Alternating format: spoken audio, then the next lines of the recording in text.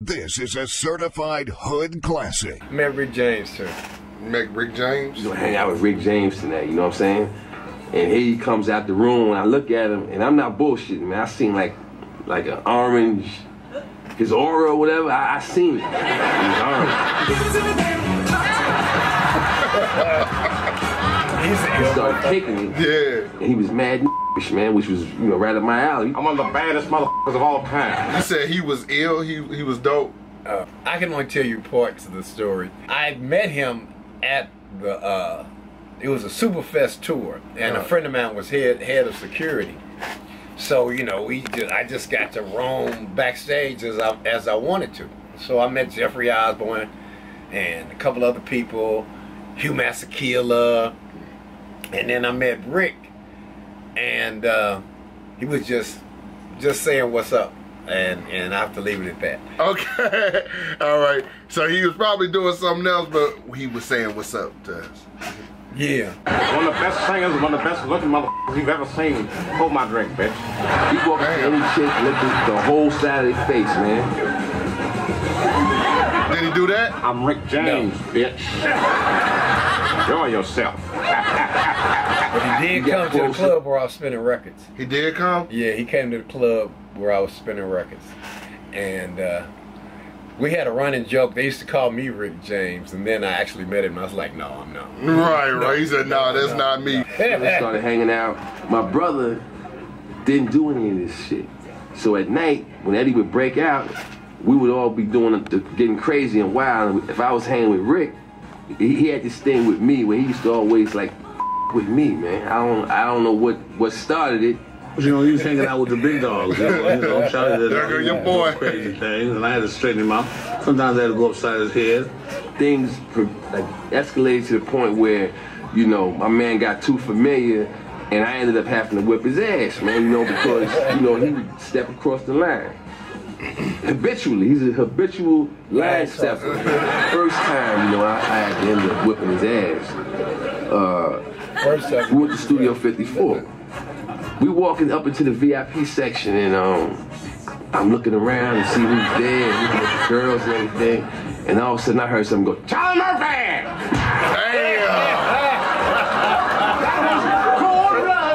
He said that was cold-blooded. So have you been to Studio 54? No. Is that like a big popular, is that a That was nightclub? in the 60s and 70s. Damn, that's old. Yeah, and probably lasted till the 80s, maybe to 1990. But you know, it was just one of the end places to be if you was a celebrity. Was that Miami? No, that was in New York. Oh, New York. Oh, okay. It was just one of the end places to be. You know, it went through the disco days back when white people had music that they could also dance to, that we would dance to as well. You know, because it was fast enough to where they didn't have to have no moves. They could just jump up and down, and that was dancing. Right.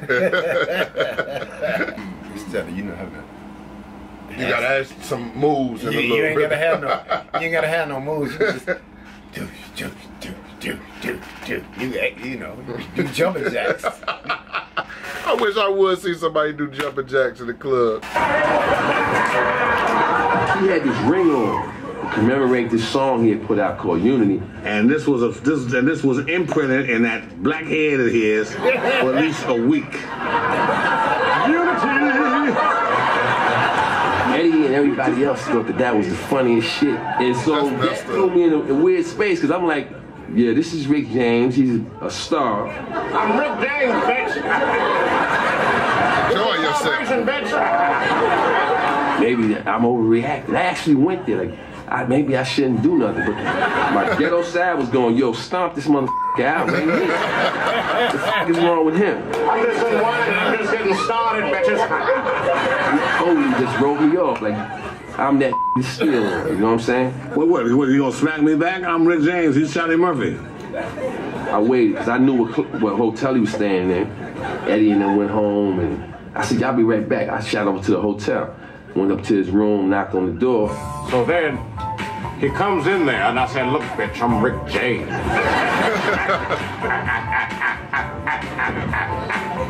Oh, He had his hand cocked to throw another right hand. When he's coming for his can. Caught him with The fact that he really kicked up that high in the camera frame. That dude, he was no joke. I bet you he was no joke too. Oh, this is true Hollywood stories. I bet you he was no joke. I'm talking about Charlie Murphy. I bet you he could really fight. This is true Hollywood stories. He telling you what happened. He kicked him in the head.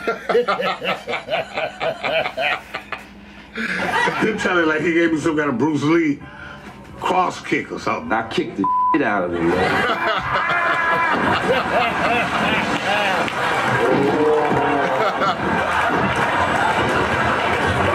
The wind is knocked out.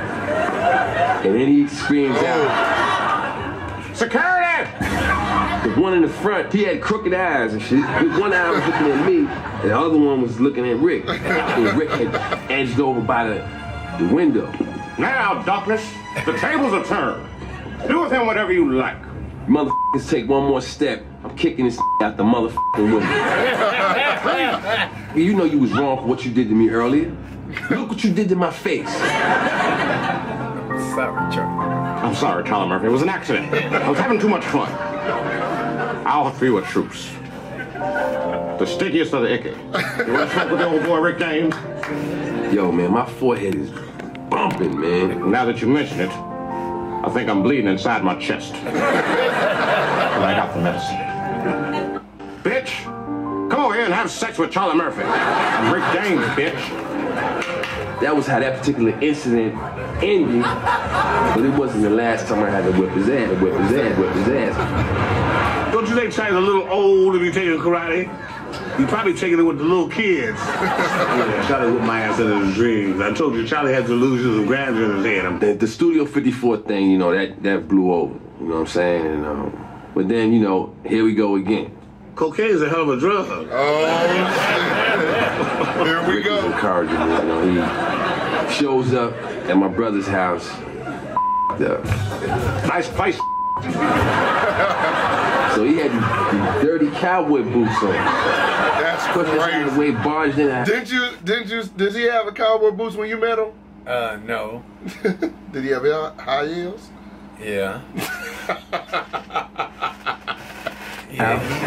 He's taller than Prince, though. He's taller than Prince? Yeah, he might have came about here. So what was that, like 6 foot? 5'11". 5'11". I feel like 5'11" some days. Yeah, I understand. Yeah.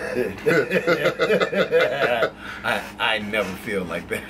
I ain't felt like that since grade school. Let's move on. Brother had these brand new couches, they were suede, right? And he gets on the couch and says, Why don't I stretch out? and just started grinding mud all his Man. Yeah, I remember grinding my feet in Eddie's couch. You remember why you did it? Because Eddie could buy another one. Fuck your couch. Buy another one, you rich motherfucker. Your couch. Your couch.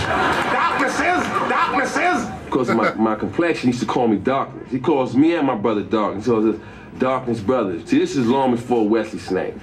Back then, we was the blackest planet. Both of his brother doctors.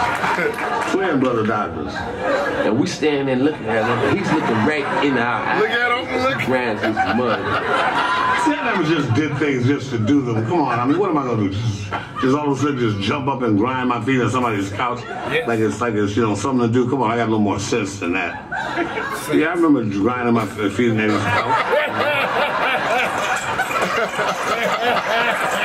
I never just did things just to do them. Come on, I mean, what am I gonna do? Just all of a sudden just jump up and grind my feet on somebody's couch? Like it's you know, something to do. Come on, I got a little more sense than that. Yeah, I remember grinding my And then it was like, you know what? Let's handle this. We went over there. Hey, Charlie Murphy. They beat him up. Held him down. And we just wailed on his legs. He said we just wailed on his legs. You black midnight evil mother. Black magic. Oh, darkness. You delirious motherfucker. You were cold as ice. But still, Rick James, even after taking a beating like that, Yo, cops. this guy was going out. His legs is like linguini. I've been kicked out of better homes than this. I'll be back. What nose having mother. They said another gave you money. You don't know how to appreciate it. You know you get another coat. What am I gonna do about my legs? My brother, you know, he's a lot more compassionate than I am. He's looking at limos driving off. He said, "Wow, man, Rick really needs help." I was like, "Yo, we just gave you some help." Man, I bet you won't come over here and disrespect like that again. Wrong. Rick James, man. Cocaine's a hell of a drug. That's crazy. Oh man, that's crazy. That's the what? No, go ahead. So they created the whole the 80s and 90s created a whole generation that they weren't afraid to go to jail. They expected to go to jail, and they expected to die. Wait, is that us? You talking about us? No, the generation right before you. Now, 15 to 20 years is a generation. I'm talking about the people that you were born in 94. Right. I'm talking about the people that were 18 to 30 in that period of time from like the Tupacs and stuff like that. Yeah, them guys. Them guys expected to go to jail. It was a badge of honor. They expected to die. And I was like, well, I don't want to go to jail. Right. And I don't want to die. Right. So I don't think I want to hang around you guys. Right. That's fact. Because see, those are the people that when I first got in Primerica that I was sometimes if I go see them to try to get them to get insurance and you know, that way I would sit down and I would learn their stories. And back then it was the first in the late 80s and early 90s when I first started hearing people expecting that they weren't going to see 30 and 40. Damn. And I was like, damn, well, you know, you 25, how you can't see 40? Right. You know, that ain't but 15 years, so you can't see that? You know, you can't see that? They knew what they was doing in the streets. Yeah. Yeah. Back when the women used to make the dudes buy them Gucci bags and Fendi and all that. Shit, that ain't changed. Nowadays, you know what it is? What it is? Birkins and shit. You know what a Birkin is? It's like a $20,000 bag or something like that. That's a purse? Purse. Okay. And now they expect. But get this. Now you know the world's so messed up. 18-year-old, 19-year-olds, if they don't have a Ferrari, a BMW i8, if they don't have the newest Louis, Gucci, whatever on Fendi, they feel like a failure. They feel like a failure. If they not, and you know, some women, like some of the girls, even coming up, even women at my age, if you're not making $100,000 in St. Louis, Missouri, or at least $80,000, they'll consider you broke. Well, you know what I'm saying? There are people making that kind of money. They are, but the majority of people aren't making that kind of money. And the ones that glorify it, a lot of them, like they glorify it, be like, I'm selling drugs, I'm doing this. Well, but a lot of them aren't. That's gonna be that short-lived thing. But a lot of them aren't though. A lot of them are making money other ways, or got a settlement check from something, and then they trying to stunt like they do. I've seen a lot of it. Well, you know, videos now, like the dudes that be doing these gold digger videos. Oh yeah. And I know they got to be renting these cars. Them not. No. A lot of them are rented. But you know, YouTube money is long. YouTube money is long. Yeah. You know, there are people making money. No, that's I mean, because I remember I was working at brokerage firm, and my dad and I was making about 45,000. Yeah. A year? Yeah. How long ago was that? That was when I was working downtown, where you didn't used to like to catch the elevator. Oh shit! I was a little kid, and he used to take me up. It was a dark building. It looked like a horror game. You know the games that people be playing. It looked like one of them. It was an office building, and maybe it was about 15 stories.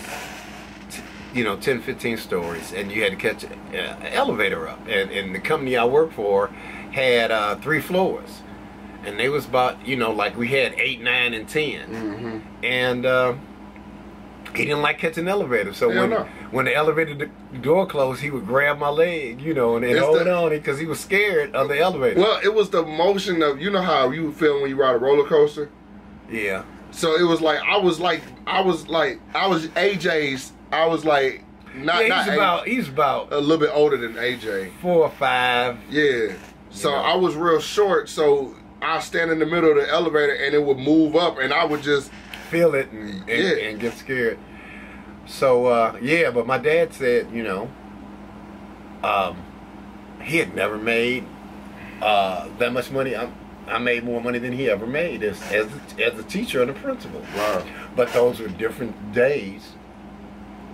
And, you know, that kind of money, you could have a house and a couple of cars. You know, if you and your wife, if you had $50,000-$75,000 coming in the house, you could have a house and a couple of cars and be able to take a vacation and your kids could go to college. Well, like Jenny say, must be nice. Yeah, but that was 22. That was almost 50 years ago. Golly. Yeah. No, that was longer than that. Yeah, that was 50, 60, 70 years ago you could do that. But now, nowadays, $10,000 of your $5,000 at least of your income is probably going to be spent towards gas right now. Yeah, no. Now you need to be making in St. Louis. We're talking about the Midwest, y'all. To live comfortably as a single person, you probably need at least 30, 40 to live as a single person. I wouldn't even, because you gotta think. These apartments is like $1,100 now. Yeah, you know what I'm saying, for a 1 bedroom. Yeah, you are paying house no money for an apartment. So yeah, you probably need, you know, like I said, 40, 50. Yeah, 40, 50. And for a family, you really need combined income. You need over $100,000 coming in the house. Yeah, you know, yeah. And that's not unreasonable. I'm talking about we're talking about, this is not even middle class that we're talking about. We're talking about lower middle class. Now, I think whereas the line used to be $100,000, I think the line is closer to 150. If you're making 150 or more, you could have a house, maybe your house and a car. You could afford a house note and a car note. Because you ain't owning it. You have no money where some people would loan you a decent car. Yeah, some people would loan you some money. Right. They'll be rushing to get you in debt. Yeah. You know, we were the first generation that said that was supposed to quote quote die in debt. We're the maybe if it's not my generation, is one right under mine. I don't know. I think that a lot of people in my generation are going to die in debt. I do, but I'm saying, you know, it's people that own houses. Because, you know, in the 90s, when money was so cheap, and when they had the mortgage crisis, then and everybody was refinancing, you know, so people are still paying for houses that they might have bought in the 90s, and it's been over 30 years because they refinanced a couple of times because money was cheap and they take that equity out. And most of the time, if you refinance, they're going to give you another 30 years. Right. Because damn, you're going to pay for the house at least 3 times. If the house costs $100, you with a 30-year mortgage, you're going to end up paying at least $300, $350. Damn, too bad you couldn't borrow that and put it in investments. But most people are using it to live. We didn't think like that then. And we only got 1 minute left. Sorry about that, y'all. That conversation be for another time. You know what's interesting, y'all? I just was telling my dad about doing a podcast. If y'all want to see a podcast with my dad, just say something. You know what I'm saying? Drop down in the comments and say something. If you stayed this long, you know what I'm saying, it must be interesting to you. Y'all, I just wanted to say, man, thank y'all for checking out the video, man. Thank y'all for 17,000 subscribers, man. I really appreciate y'all. Really love y'all, man. And as always, be safe.